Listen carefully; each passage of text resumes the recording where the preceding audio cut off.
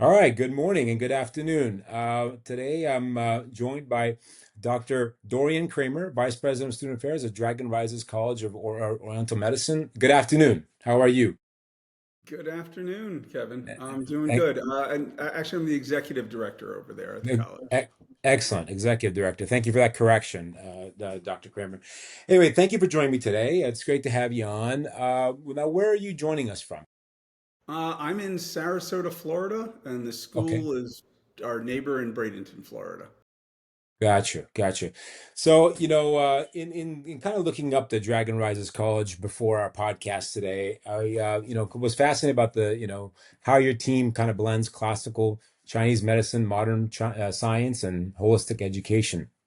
And I guess before we want to, dive into all this in the conversation, again, it's gonna be more informal, relaxed chat. Just to hear about what you do there, and we'll kind of dive into it. I have a few questions, and so that most of my listeners, I'd say, are interested in the technology side, be with AI driven kind of based systems as energy arbitrage, helps clients with more on the AI agentic platforms, right? And so the technology crossing education is a curious, kind of, or is a curious interest of my, kind of those that listen to our podcast. So we'll dive into some of these and then kind of give you a sense how it'll go.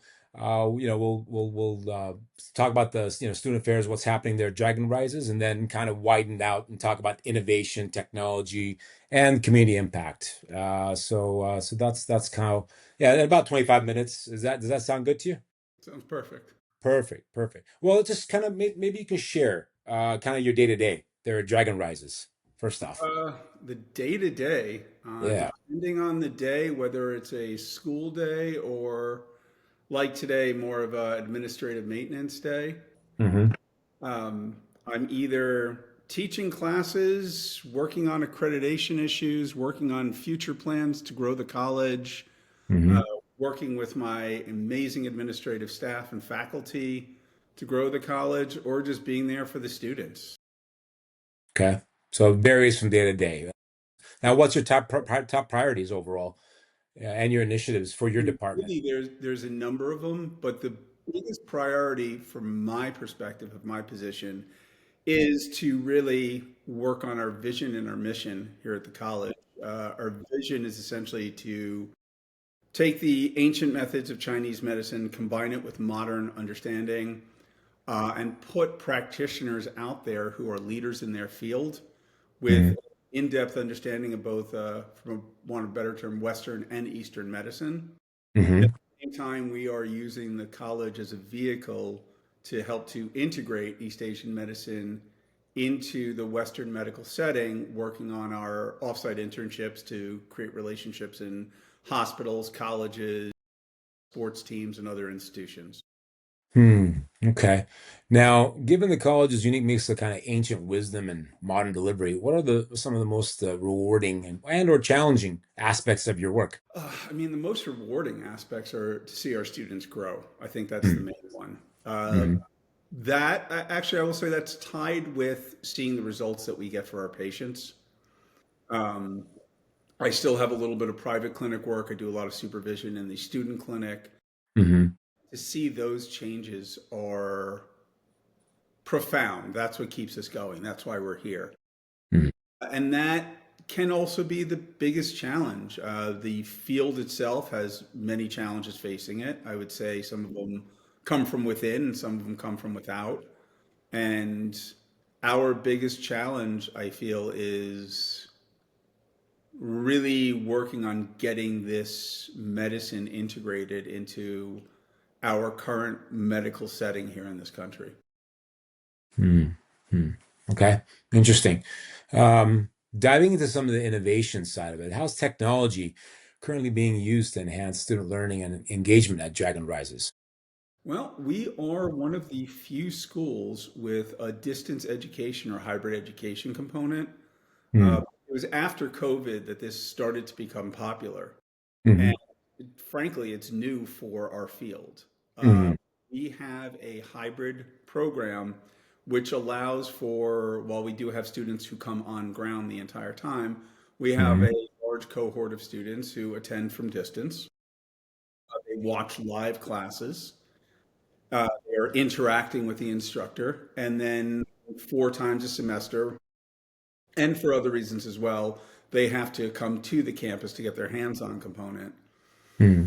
Um, and we are constantly re-engaging with the technological aspects of our school as we're looking to improve the experience for distance students, as well as utilizing the technology to create a library of information. So all our classes are recorded, and that Hmm. students go back and review classes from, let's say, a week or two ago, but also it allows our graduates to potentially take advantage of the new classes we're adding, because we are constantly updating our curriculum at this point. And Hmm. I feel it would be unfair if you were a graduate from a year ago and suddenly we add on all these great new classes that you have no Yeah. access to them. But now you Right. do. As a graduate, you have an automatic access.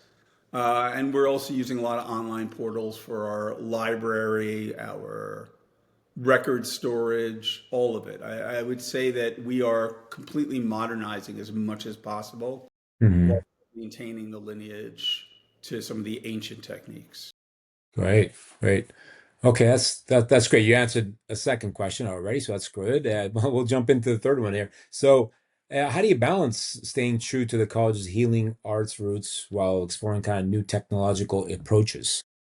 How do you do that? Maybe you can delve Oh, into that. I think it's a day-to-day operation. One of the things myself and my administrative staff have discussed consistently is we have to be comfortable with the mistake.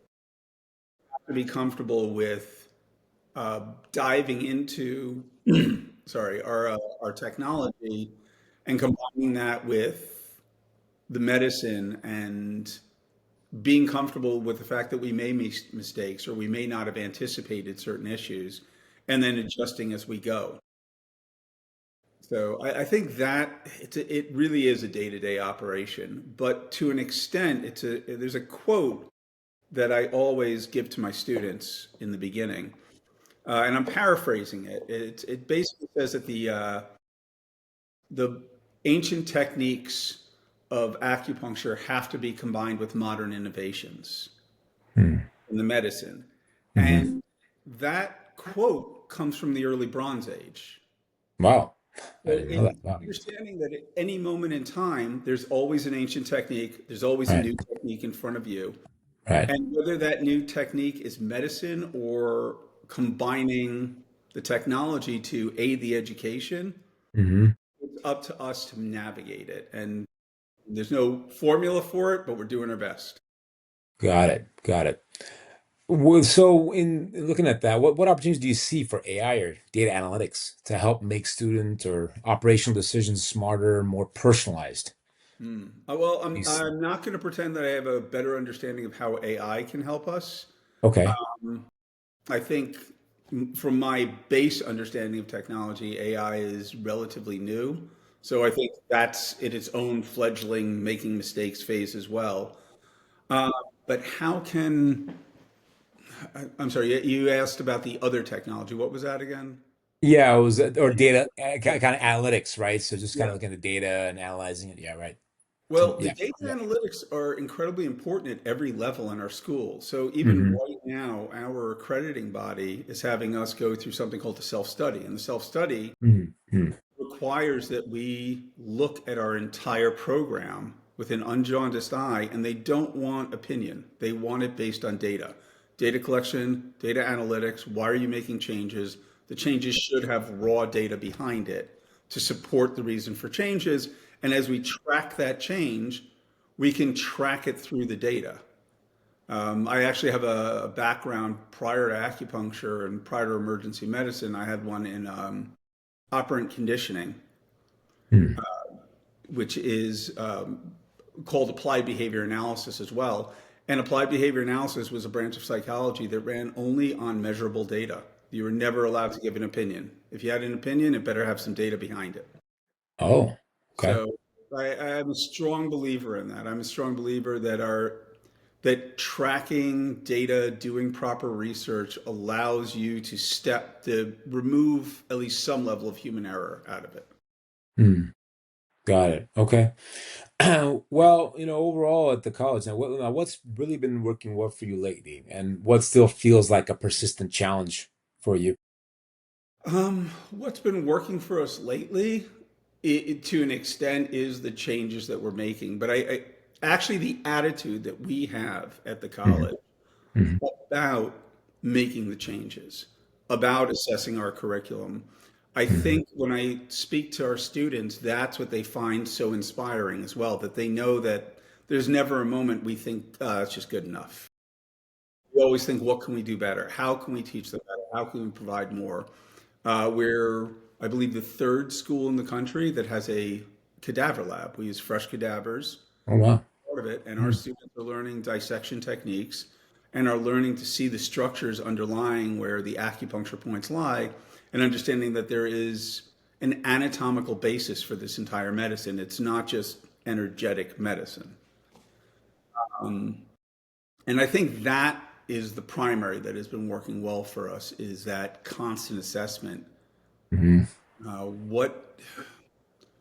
What is the challenge? The challenge is implementation usually. I think that's the biggest one. Mm. That's our biggest struggle, is being able to implement it. And also, I would say, since myself and this administration I work with, and actually many of our faculty and students are very excited for these changes. Sometimes we have to learn how to, like, hold the horses in a little bit, because you make too many changes and the thing can fall apart. So you have to make just the right amount of changes. And then even though you have 10 more great ideas, you got to hold those in the back for a minute. I see. Or the people get overwhelmed, maybe, Yeah, people or can you get, get off track, right? Yeah. or yeah, if you're doing too many new things and one falls apart, you don't know if that's falling apart on its own, or it's because you've added five other things to the plate. I see. I see. Okay, well, Even in going. Sorry, medicine, go ahead. Go ahead. Go ahead, doctor. in Sorry. our medicine, it's always very important. If I have a patient who comes in, or what I'm always teaching the students is, Mm. try to limit the number of factors you newly introduce into this patient's life, because you want to make sure you can track what's working and what isn't. Because medicine, no matter what people pretend it is, even with a great deal of expertise, there's a certain amount of observational knowledge that happens. Hmm. You know something's working because it's working. And if something's not working, you want to be able to pick the factors that caused it not to work and change Hmm. those factors. And if you had too many factors, you can't determine. I see. Well, how, with some of the workflows, any one of these workflows that you have at the college, do they remain heavily manual, like scheduling, communication, tracking student progress? Like, any of these could benefit from automation from what you see I mean, for from the you? most part, we are automating as much as we can. We have a new IT director coming in who's Mm. going to scour our system for, let's say, a little more convenience, a little more use of the technology. But we do find that consistently, as much as we can, we rely on the technology to help us with that. So something as simple as just the books, having our QuickBook system communicate with our student portal system, where students' payments are logged as well, communicating with our student records, communicating with our clinic, and that way it takes some of the work off of an individual's plate, because it smoothly interacts, and then we can just simply pull reports out of there. Hmm. Okay. Okay.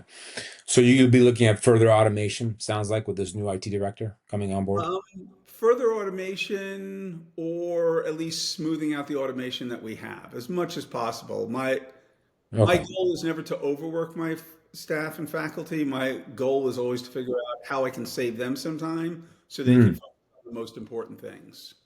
Okay. Okay, that's good. How does your team currently track student outcomes, engagement, or kind of clinical readiness? How's that It's, done? it's a combination. I mean, we have a standard grading system which tracks their academic progress. Right. We track their progress through supervisors within their clinical experience. We also have started tracking patient results. Mhm. We track them now through multiple systems, some ours, some are outside agencies, our accrediting body. There's a number of professional organizations that track the results of when students graduate, how, once they graduate, how long does it take them to get licensed, what's their success rate on passing their boards. Um, and then after that, we keep a track of them through, mostly through communication, to see where they are. Are they engaged professionally? Do they have a private practice? Do they have a position? So we're trying to look at all the metrics necessarily to see the success of the program, because the success of the program isn't just a student getting A's. The success of the program happens 5 years after graduation, because currently acupuncture is challenged with, the last statistic I saw is 30% of graduates from an acupuncture program become licensed and are in the field. And after 3 years, only 50% of that group is still in private practice at any level. So it's a very, Wow. Okay. and that's been part of our mission as well. I feel that unfortunately that falls to the schools. I don't think the schools have properly prepared people to hit the ground running. And that's another reason we've been heavily assessing our curriculum to see what we can do to make sure that our students going out are the best prepared to be in this field. Okay. Now, you may have kind of touched upon this already, but to dive into a bit more, if there's a bottleneck you could remove, like tomorrow, what would it be? Just one bottleneck, you know, in what you guys do there at the college. I mean, a school is always semi-beholden on student numbers, but we're less concerned. We're actually growing in our student numbers at a very comfortable level. I think the bottleneck really is the one that we are heavily focusing on is employment in the future. You know, Hmm. moving acupuncture out of the only private practice into more of an integrative setting. We see a few organizations like the VA has started hiring acupuncturists in their hospitals. We Hmm. see a few sports teams, a few hospitals bringing ones here and there.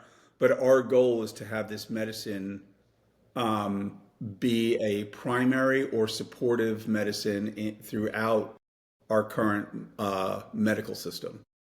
I see. In fact, right now I'm putting together presentations for organizations that may be interested in hiring acupuncturists because we're really finding that this preventative medicine approach for them is an incredible cost savings as well. So getting them to see that, for every dollar spent on this preventative medicine, they save $3 to $5 on future costs. Hmm. I see. Okay.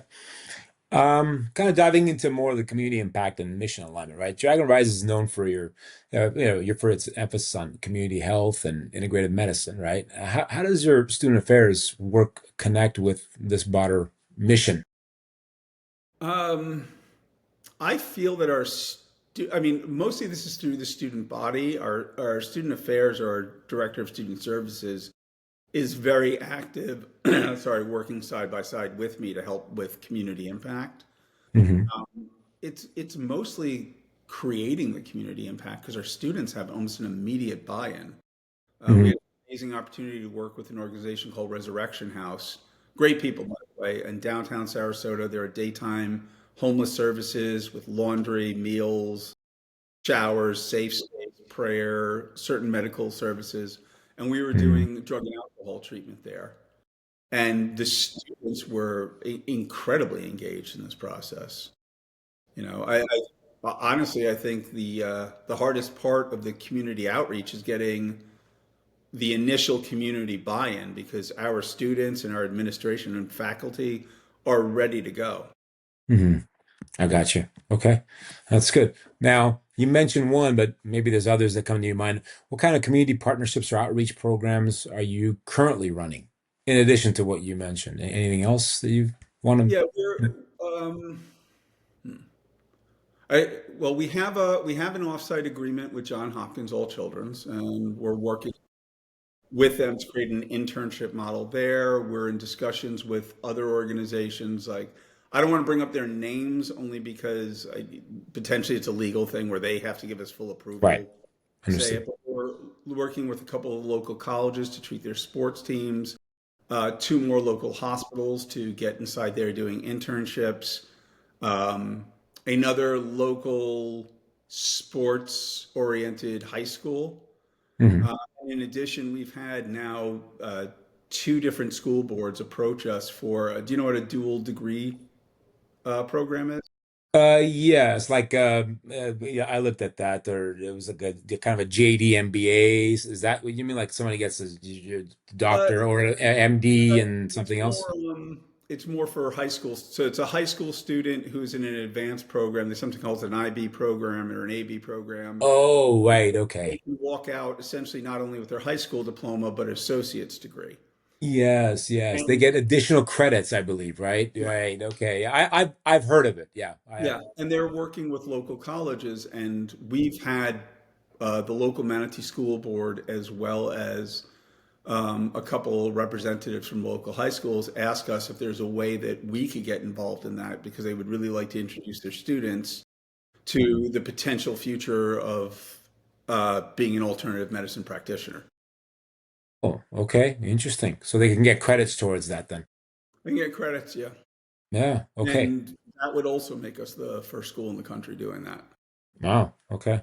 Innovative. Very innovative. We How try do you to define it? Yeah, sorry. lead Go ahead. that. Sorry, we're trying to lead the change. The change we want to see is Hmm. what we want to bring to the profession. Right. So we're happy to lead the pack and do the experimental model. That's great. That's great. Now, how do you define and measure community impact within a holistic or healing arts education context? How do you do that? How do you define that? That's an interesting one. It's when we talk to community organizations, if they are able to, we ask them to track any results that they would see. Hmm. So at Resurrection House, we had a small tracking of the results that the clientele would report: less use of drugs during the week, less engaging in violence and self-destructive behaviors, Hmm. uh, more positive outlook, and we would that's how we would track those. We do need to have, I would say, a definitely better system for our tracking. We've relied a little bit more on the organizations that we're working with, and we need to do our own tracking. Gotcha. Gotcha. Okay. Well, so I guess, earlier and even just right now, you talked about tracking and kind of how to automate certain things or refine the automation and perhaps even updating your curriculum, right? The ongoing update of your curriculum, Yeah. right? So this somewhat reminds me of areas where AI can make a difference, especially through kind of agentic systems that help institutions simplify complex resource intensive tasks, right? So a couple follow-up questions. So if you and I know you mentioned AI is something, of course, it's definitely very new. You're absolutely right. People, companies, and institutions are using it, uh, and essentially as a resource, and that's how we use it here at Energy Arbitrage as well, to increase efficiency and improve overall output. Right. So if you could use an agent to automatically track, analyze student engagement data, clinic scheduling patterns, or what kind of insight would be valuable to your team if that could be done? Oh, Just curious. Yeah. wow. Yeah. It's a lot of it. I mean, I Yeah. would like to, I think the big tracking I would like to see is results based. We have Chinese medicine or East Asian medicine is at its heart, as much as it's been talked about as energetic and other aspects, it is a practical medicine. It's Hmm. I do this, I get this result, patient gets this level of satisfaction, change in their health condition. So one of the biggest tracking I would like to see is more what could be utilized for research, which is tracking of reduction of symptomology, Hmm. um, as well as sorry, Go as ahead. we No move problem. further into the Western medicine integration setting, I would like to see tracking of results better. So the information I gave before, changes in cost, we'd like to see for organizations that we're talking to about uh, treating their employees, seeing that a reduction in use of workers' comp, a reduction in use of sick time days, speed of recovery, speed of return to work, general satisfaction at work. So I Hmm. think those are many of the metrics we would like to see tracked in those areas. At Hmm. our school, it's, tracking student progress, tracking student satisfaction ratings. Hmm. Uh, Once they graduate, obviously tracking their, financial success as well Hmm. as uh, clinical effectiveness. So Right.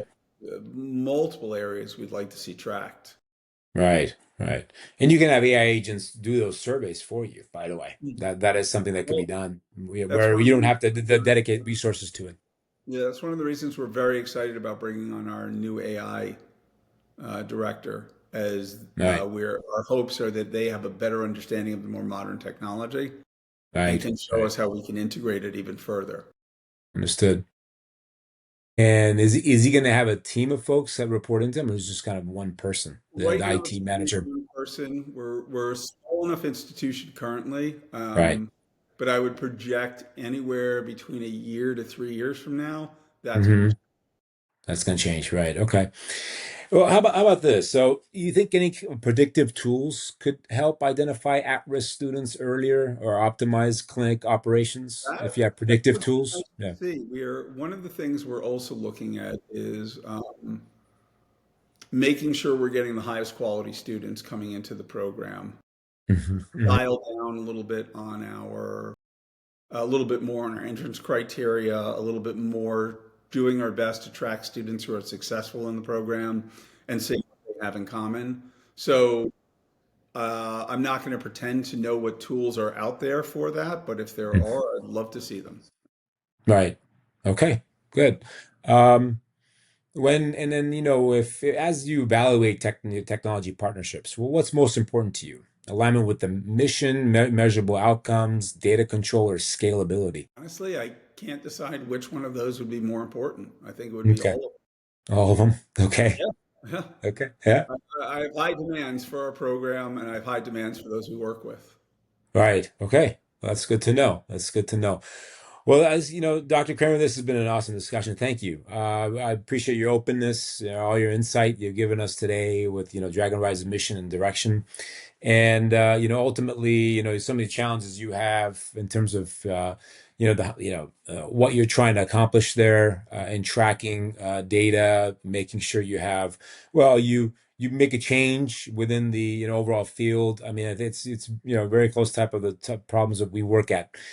Different ways of helping, kind of mission-driven institutions use intelligent automation, right, to simplify complex processes, right? So anyway, we'd love to follow up. I'll, again, appreciate your time today, and thank you again. Thank you so much. Thanks Appreciate for having me. it was a great conversation. Have a good day.